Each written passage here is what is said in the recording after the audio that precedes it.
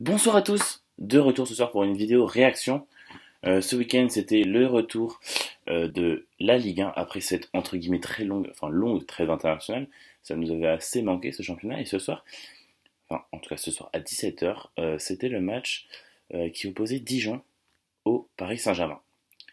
Et franchement ce match, ça a été, je vais dire, assez haletant. En fait, ça a été un match, en tout cas pour les supporters parisiens, qui a été vraiment très difficile à vivre. Non, j'exagère sûrement parce que c'est vrai que c'est pas comme si on était, comme la saison passée, deuxième du championnat, qu'on galérait, qu'il fallait absolument retrouver des points, enfin gagner des matchs pour avoir des points. Là, c'est vrai qu'on est premier. En plus, Monaco hier a perdu son match. Donc concrètement, on a toujours de l'avance sur eux. Et faire un match nul, au final, pour nous, bon, ça nous arrangeait peut-être pas parce que c'est vrai que si on faisait une victoire, si on gagnait le match, on, on aurait pris le large concrètement face sur Monaco. Mais en tout cas, un match nul, non, ça ne nous dérangeait pas. On était toujours devant Monaco, on avait 2 points d'avance, je crois, sur eux. Donc, franchement, pourquoi pas. C'était pas non plus difficile. Mais une défaite, c'est vrai que concrètement, ça aurait été un petit peu aussi embêtant. Donc, c'était un match assez difficile. Concrètement, on a eu du mal à savoir ce qui se passerait pendant le match parce que franchement, je tiens à féliciter cette équipe de Dijon, qui, on le sait, hein, c'est pas une équipe avec de grands moyens, a réussi un match, j'ai envie de dire quasiment parfait en fait, parce que sur cette équipe, il n'y a quasiment pas grand chose à dire. Il y a eu un gardien qui a été vraiment à la hauteur du match, hein. Franchement, je suis halluciné. Il a fait une prestation. Déjà que la saison passée, je le trouvais très bon, mais alors là, vraiment, il a fait un match exemplaire. Je trouve qu'en défense, ils ont été très beaux. Très beaux, pardon, excusez-moi, très bons. L'absolu révélateur. Peut-être pas. Ils ont été très bons en défense. J'ai beaucoup aimé en plus l'apport de leurs latéraux. Moi, je pense notamment au numéro 5, qui a été malchanceux sur le second but parisien parce qu'il contre un petit peu la balle et au final, elle passe entre ses jambes et elle passe quand même derrière la ligne. Donc c'est assez difficile, mais je trouve que ce latéral a vraiment beaucoup apporté. Il y a eu l'attaquant qui a été. Bon, ça a été assez difficile pour lui au début, hein, franchement, mais bon, il nous plante un but exceptionnel. Mais sinon, franchement, j'ai vu une très belle équipe de Dijon qui avait du cœur, qui s'est énormément battue, qui a récupéré énormément de ballons. Et surtout, là où j'aimerais les féliciter, c'est que toujours portés vers l'avant.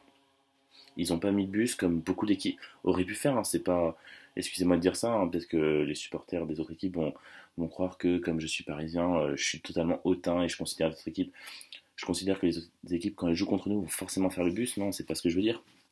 Mais il y a quand même pas mal d'équipes qui l'assument et qui disent faire le bus contre le Paris Saint-Germain parce qu'ils veulent défendre, parce que c'est vrai qu'on a une bonne attaque qui fonctionne bien. Et ce que je peux comprendre, on cherche à avoir le nul. Mais là, ce soir, Dijon a réalisé un match vraiment. Il méritait en fait ce nul pratiquement. C'est ça. J'ai pas envie de dire que je suis triste pour eux parce que non, je suis content pour Paris, mais ils méritaient ce nul. Donc, alors pour parler du match et surtout côté parisien, je vous ai parlé côté Dijon, où franchement, pour moi, l'homme du match, c'est leur gardien. Il réalise un énorme match. Après, on peut dire évidemment que l'attaquant peut être en deuxième position parce qu'il plante un but extraordinaire, magnifique. Ça pourrait être le plus beau de la saison. Mais voilà, sinon féliciter vraiment l'ensemble de l'équipe, et ça serait mon troisième homme du match entre guillemets, c'est vraiment l'ensemble de l'équipe, et l'âme qu'ils ont mis, le cœur qu'ils ont mis dans cette équipe, dans ce match ce soir, franchement ils ont très bien joué, ils n'ont pas démérité du tout. Et alors côté parisien, Areola, je dois encore te dire que tu as fait un bon match, franchement tu as fait les arrêts qu'il fallait, bravo, merci à toi, tu as tenu la baraque, c'est génial. On peut pas te reprocher grand chose sur le second but. Sur le premier but, sur le seul et unique but dijonnais, je n'y arrive pas, excusez-moi. Après, sinon, ça a été assez compliqué en début de période, comme je vous l'ai dit. On a vu des Dijonnais qui arrivaient, qui avaient vraiment la main mise sur le match, hein, j'ai envie de dire. On a vu une équipe de Paris, c'était compliqué, c'était compliqué. Franchement, défensivement, on avait un Marquinhos qui a été vraiment très très bon. Moi, je me rends compte de jour en jour qu'il est vraiment en train de devenir, mais j'ai envie de dire peut-être bientôt, ce sera peut-être bientôt le meilleur défenseur central au monde. Il est impressionnant de par ses prestations, de par sa qualité de placement, tout ça, c'est génial. Kimpembe qui apporte énormément dans les duels, toujours là, toujours à l'arrache. Franchement, bravo à toi. T'as eu quelques prises de risque, mais franchement, c'est tout à ton honneur. Continue comme ça, t'es jeune, tu dois apprendre. Franchement, vas-y, continue. Sinon, Rabiot, il y a des moments tu m'as fait peur. T'as pas fait un match extraordinaire. Mais bon, tu es fatigué sûrement, tu as joué pendant la trêve. Voilà, on sait, hein, c'est la trêve internationale. Il y a surtout les internationaux qui sont brésiliens ou autres qui reviennent de loin, donc ça doit fatiguer. Euh, Sinon, quand je continue un peu dans les flops, Mbappé, il a été très bon, hein.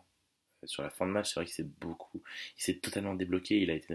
il distribue beaucoup, ça c'est bien, mais sinon, je parle là où il a été moins bon, c'est au niveau, il a beaucoup vendangé ce soir, c'est-à-dire, ouais, il a pas planté de but et il aurait pu, donc c'est dommage pour lui.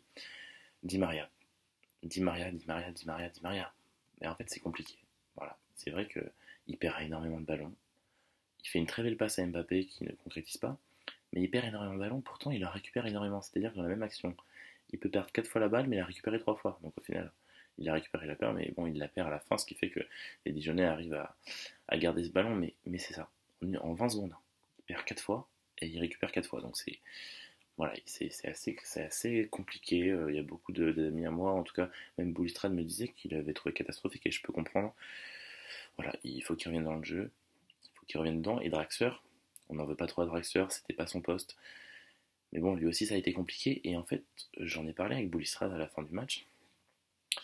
Et c'est ce qu'on s'est dit, ça a été dommage parce qu'on en veut un peu à Di Maria. Bon, moi en tout cas. Lui, c'est pas un supporter de Paris, donc il va pas dire j'en veux à Di Maria, non, il s'en moque totalement.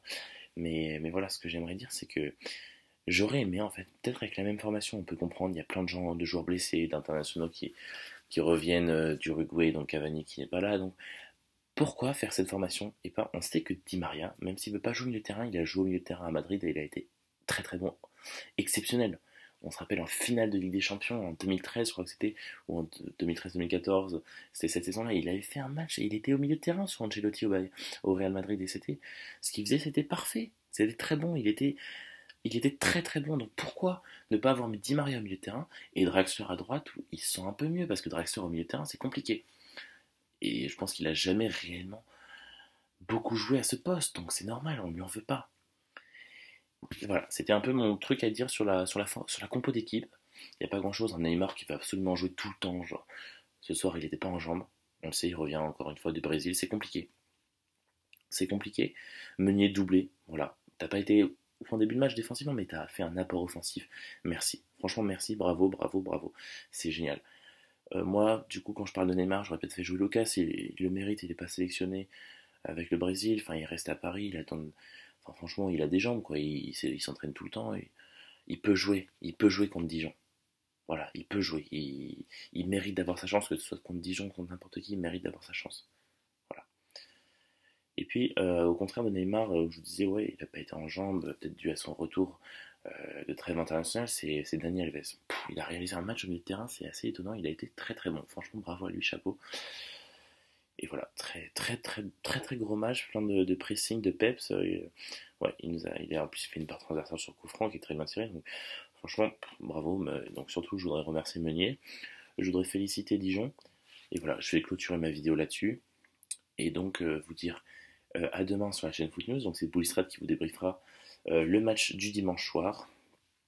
Et puis ensuite, je vous souhaite une très bonne fin de week-end, une très bonne fin de week-end. Ligue 1 et puis on se retrouve donc la semaine prochaine pour la Ligue des Champions.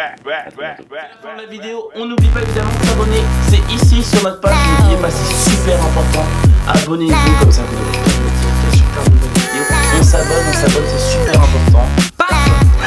Regardez la vidéo, il y aura une vidéo ici, cliquez là, c'est important, là, vous avez pas beaucoup de temps là,